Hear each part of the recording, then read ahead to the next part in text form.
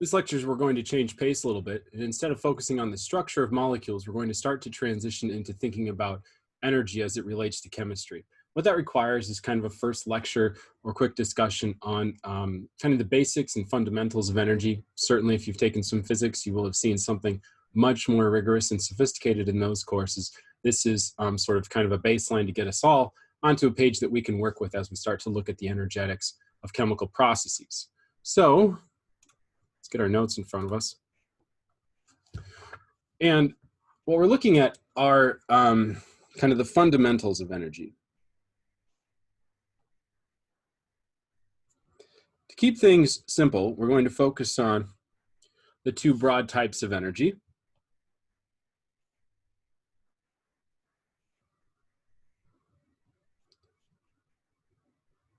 And we could break each of these down and be much more sophisticated and rigorous under certain situations and that sort of thing. But we're going to, we could, but that we'll save that for the physicists. And instead, we'll just kind of focus on what we need to know to go forward with chemical processes. So the first one I want to mention is kinetic energy.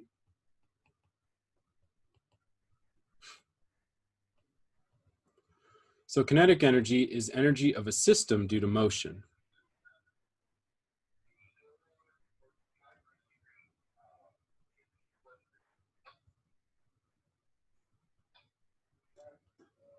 Energy of a system due to motion. Okay, so what we're saying here is that things that move have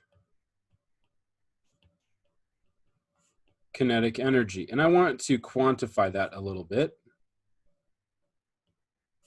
and say things that move have positive kinetic energy. So we could actually quantify this, assign a number to it, and say there's 15, whatever units we want to use of kinetic energy. And so 15 positive, that implies that something is moving.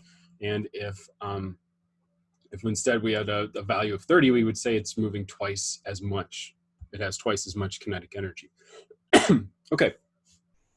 In contrast, things at rest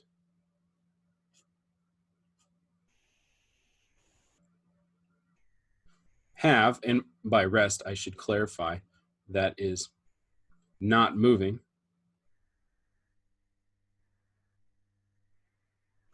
have zero kinetic energy or no kinetic energy.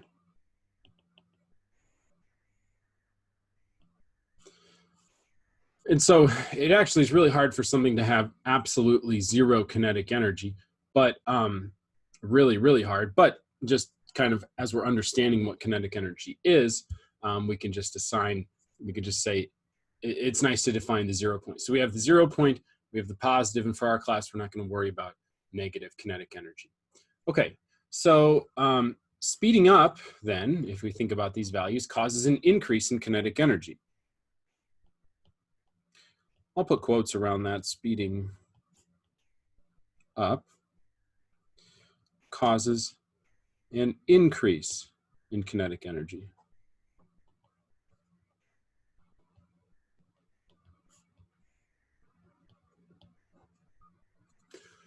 Okay, so, and then vice versa for slowing down. That is, as you slow down, you're going to decrease the kinetic energy.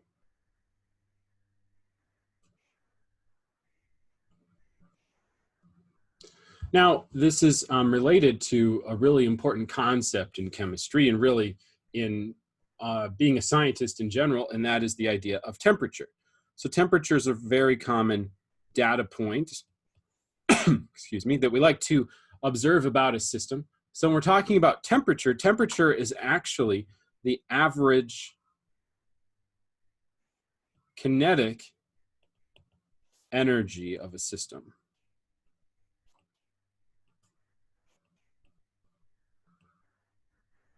The average kinetic energy of a system. And so if we look at the terms here, this is a really important definition, really important definition.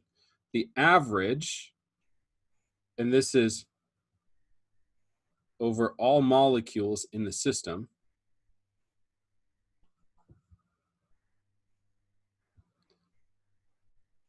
put a space there.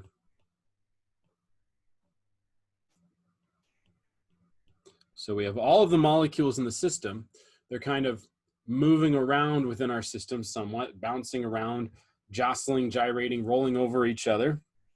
And they have some, as a result, they're all moving and they have some kinetic energy. And what we're saying is we are taking the average kinetic energy of all molecules in the system, and that average kinetic energy amounts to the temperature. And that's really what a thermometer is kind of measuring. And so we have kind of two broad descriptions, many, I guess, broad descriptions, but two common descriptions for temperature that we all make. So right now, well, maybe not at this very moment as you're watching this, but certainly in the past few months, as this has been recording, we've been making a lot of hot observations. And what we're noticing about the chemicals in the atmosphere around us is that these chemicals have a high average kinetic energy.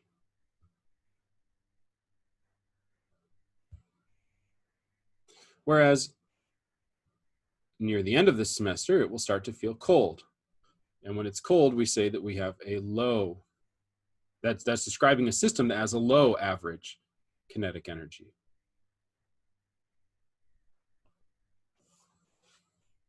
Okay, so that's kinetic energy. We don't really spend a lot of time thinking about how a single atom moves around, or a single atom has, or molecule has kinetic energy, but we like to think about entire systems, certainly, and what their kinetic energy is. We make temperature observations all of the time, and temperature observations, whether it's 20 degrees Celsius or 150 degrees Fahrenheit, we're always making a measurement of the average kinetic energy of that entire system, of all of the molecules. A thermometer kind of works by having its own set of molecules, and when that thermometer is exposed to a system, the kinetic energy that bombards the glass surrounding the molecules in the thermometer transfers some of that kinetic energy into the molecules in the thermometer, and that causes those molecules to expand, or that collection of molecules to expand and get to higher and higher points on the thermometer. And so once we achieve what we call temperature equilibrium, then we can make the assumption that the kinetic energy of the thermometer matches the kinetic energy of the system that we've exposed the thermometer to, and that allows us to make a reading. Okay, make a meaningful reading about our system from a piece of glass with some liquid in it. Okay, anyway, let's move on to the second type of energy that we're going to look at, and that is potential energy.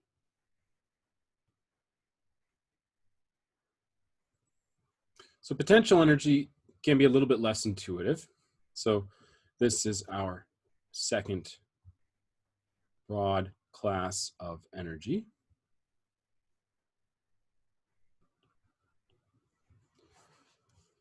And so this is energy due to the arrangement or position of a system. So the potential energy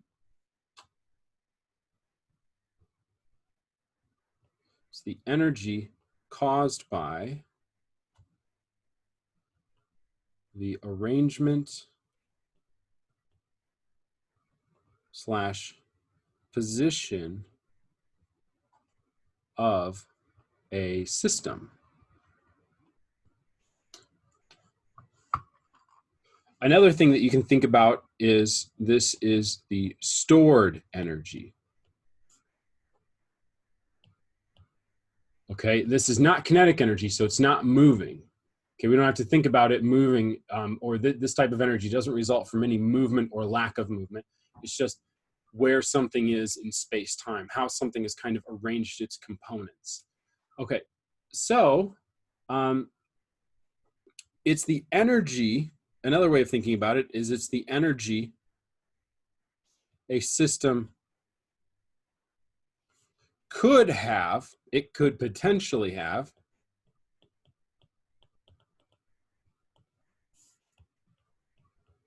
if it were set to motion.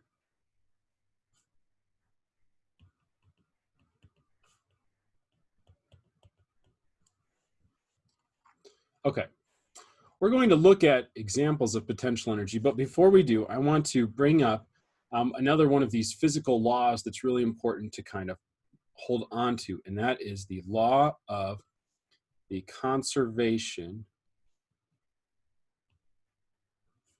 of energy. Okay, what the law of conservation of energy says is that energy is not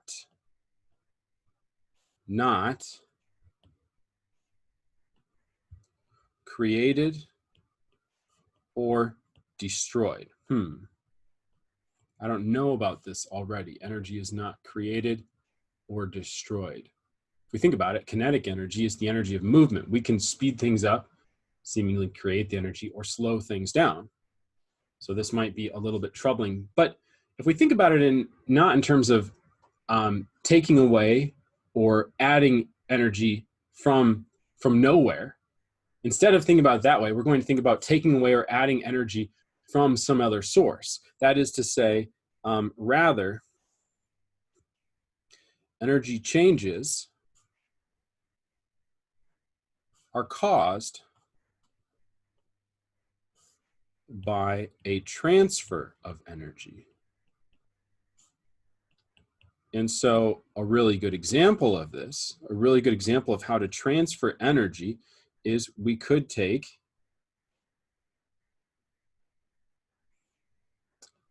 some kinetic energy, transfer of kinetic energy into potential energy.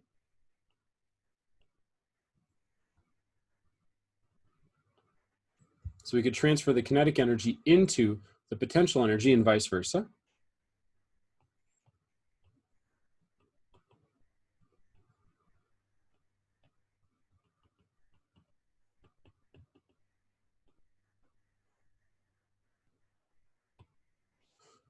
Okay, that is, we could take the potential energy into kinetic energy or kinetic energy into potential energy. Okay, I really like to kind of think about this transfer idea. I really like to bring up the idea of the bowling ball on a shelf.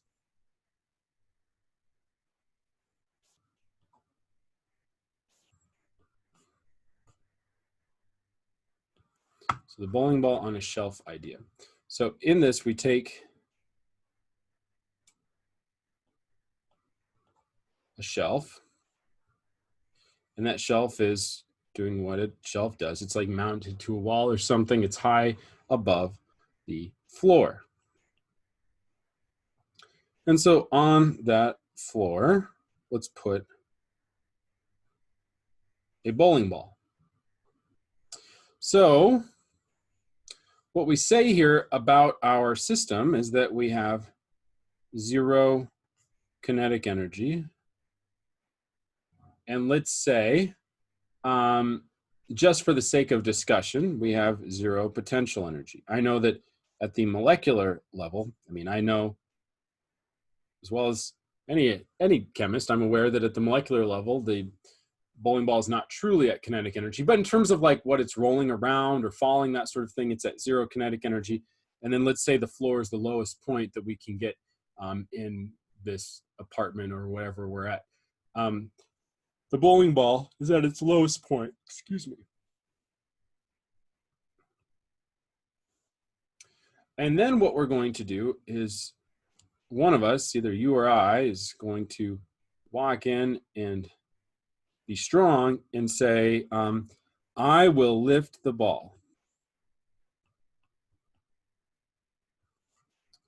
And so I am going to add plus 10 energy, and let's assume we have some units. I'm not going to get into the units now, but some common units throughout this.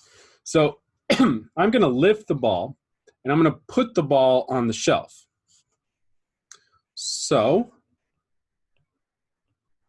there's the floor, there's the shelf again. Now the bowling ball is on the shelf.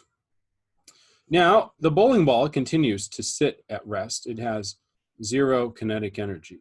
But what I've done is I've come in and I've added some energy from my muscles by just lifting the bowling ball and putting it on the shelf.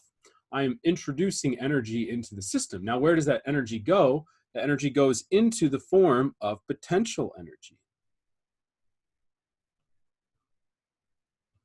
Now the bowling ball is still a bowling ball. It has not changed its molecular arrangement, but its arrangement in space and time, it's now not at the lowest point, it's now at the highest point. Gravity's interacting with that bowling ball, and if that bowling ball were allowed to drop, it would start to move instantaneously. That is, you take the shelf out of the way, and it starts to move. Okay, that wouldn't happen before. If we took the shelf out of the way at this position, if we take the shelf away, the bowling ball doesn't care. It does not change its kinetic energy. However, in this position, the bowling ball now has the potential to have kinetic energy if we take the shelf out of this situation or we give the bowling ball a nudge. And let's do that. So let's nudge the ball.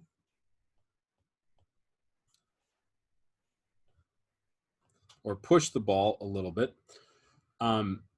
I know we're adding a little bit of kinetic energy to the system. You could also think about removing the shelf entirely if you want to think just purely about what happens to the potential energy. The metaphor is not perfect here. Maybe I will say we just kind of quickly go in the dead of night and just pull the shelf away. Okay, so remove the shelf. Now there's this like Wile E. Coyote moment, if you've ever seen, Looney Tunes and the Roadrunner.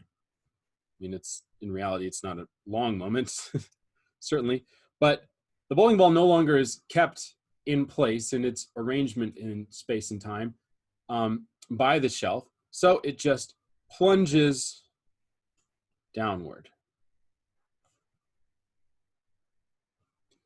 As it falls down, it introduces kinetic energy into the system. So it falls down, and now its kinetic energy, right before it hits the floor, is increasing, and its potential energy is decreasing. So what I wanted you to take away from this is not the deep physics of the motion of a bowling ball. I just wanted you to see how energy could transfer from the kinetic and the potential state. Okay, we started with 0 kinetic and potential, but we introduced 10 energy units into the system by lifting the bowling ball and putting it on the shelf. Those energy units were not destroyed once they were introduced into the system. Rather, they were stored as potential energy. So the potential energy of the system changed when we added 10 units by lifting the ball. And now we have 10 potential energy units. If the shelf was removed or the ball was pushed off the shelf, those 10 potential energy units would start to be transferred into kinetic energy units as the ball drops to the floor. When it drops to the floor, it dissipates that kinetic energy out to other parts of the system, and we're back to where we started with 0 kinetic energy and 0 potential energy as the ball sits on the floor. Again, don't worry too much about the deep ideas of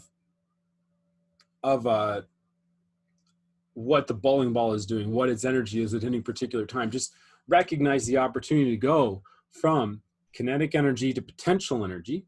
Okay, potential energy, it's stored, and then as it starts to move, it loses that potential energy unless it gets energy from another part of the system. Okay, so what's the takeaway here? In the example above, the potential energy was used to do work.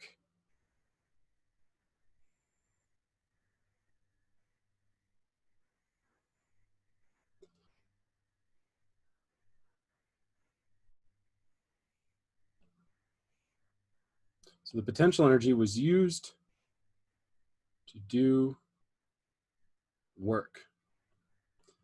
Work is an actual technical physics term, and it's just kind of, if I paraphrase, it's just kind of how much something can do based on its current energy state. Okay, and you can learn a lot more about things like work in thermodynamics. It's a really important engineering and physics concept. So we did work, and what was the work that we did? We allowed the ball to move / fall to the floor. So the ball is on the floor.